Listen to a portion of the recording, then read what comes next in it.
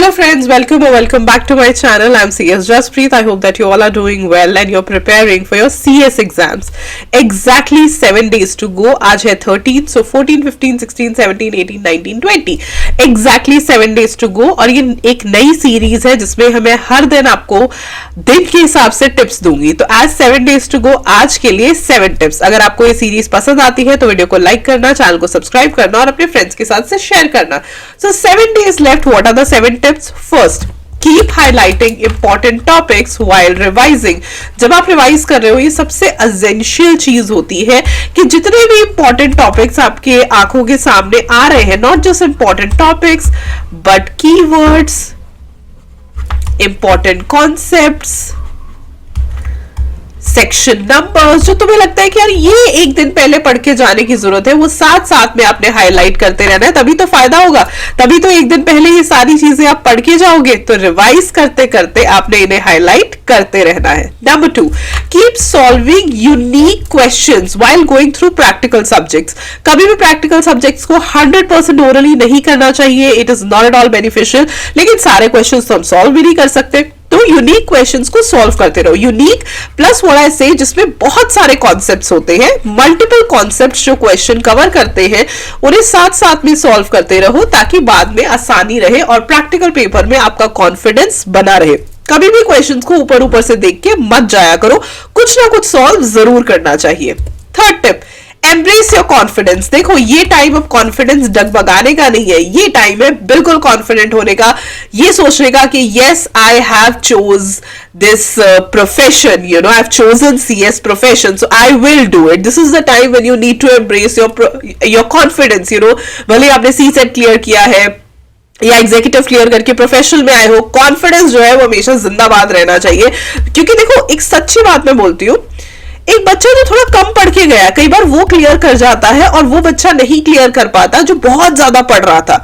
The only difference is confidence. जिसने थोड़ा भी पढ़ा उसे लगा यार मैंने पढ़ा है, मैंने इतनी प्रेपरेशन करी है, मैं जितना पेपर करके आऊंगा या करके आऊंगी I will score the marks. That is the confidence. जिसने बहुत सारा पढ़ा फिर भी आप कॉन्फिडेंट नहीं होना, you can't perform well. So confidence is very very important.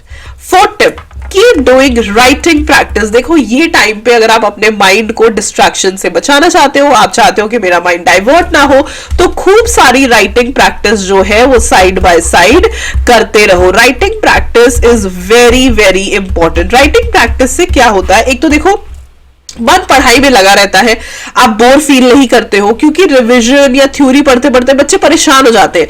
Writing practice से आपको पैटर्न समझ आता है और आपका एक कॉन्फिडेंस बिल्ड होता है कि आपने जो है किस तरीके से अटेम्प्ट करना है अपने एग्जाम्स में. वहीं पे fifth tip, quick revision is a must. Please एक ही टॉपिक को ले लेके पूरा पूरा दिन मत बैठो, 2-2, 3-3 घंटे मत स्पेंड करो बिकॉज दिन रह गए हैं बहुत ही कम. सो गो फॉर क्विक रिवीजन. बिल्कुल क्विक रिवीजन करनी है. क्विक रिवीजन करो, अगले टॉपिक पे जाओ. क्विक कॉन्सेप्ट्स को देखो, अगले टॉपिक पे जाओ. बहुत सारे बच्चे जो इस वक्त सोचते हैं अरे मैम हमें याद नहीं आ रहा, आप उन्हें रिवाइज करके आगे बढ़ो, वहां पे सब कुछ याद आ जाएगा. ट्रस्ट मी, ये सिर्फ अभी डर की वजह से, आउट ऑफ फियर आपको ये लग रहा है, पेपर एग्जाम हॉल में जाकर के तुम्हें सब याद आ जाएगा. Trust me with that. So quick revision इस टाइम में एक एक सेकेंड बहुत एसेंशियल है और वेस्ट करने के लिए तो बिल्कुल ही नहीं है. Sixth tip, trust your preparation and keep revising. अब कुछ भी न्यू टॉपिक तो बिल्कुल शुरू नहीं करना.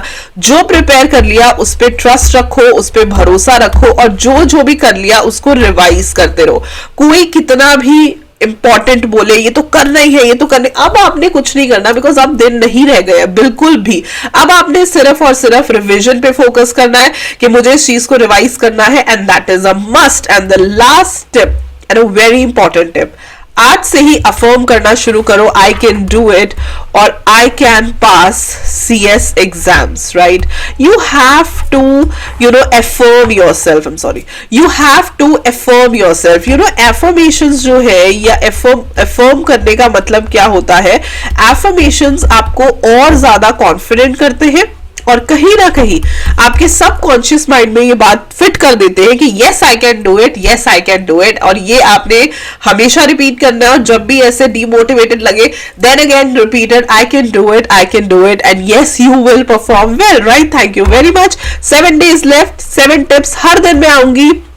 इसी तरीके से जितने दिन रह गए हैं उतनी टिप्स लेके, ताकि आप कॉन्फिडेंट फील करो और मोटिवेटेड फील करो। और अगर आपने इस वीडियो को देखा है तो वीडियो को लाइक करना, चैनल को सब्सक्राइब करना, अपने फ्रेंड्स के साथ शेयर करना। और एक बात और, when you see this video, smile and stay motivated, because that is the whole aim of the video. Your confidence, your motivation is very important for your exams. All the best. See you very soon with another video. Bye bye.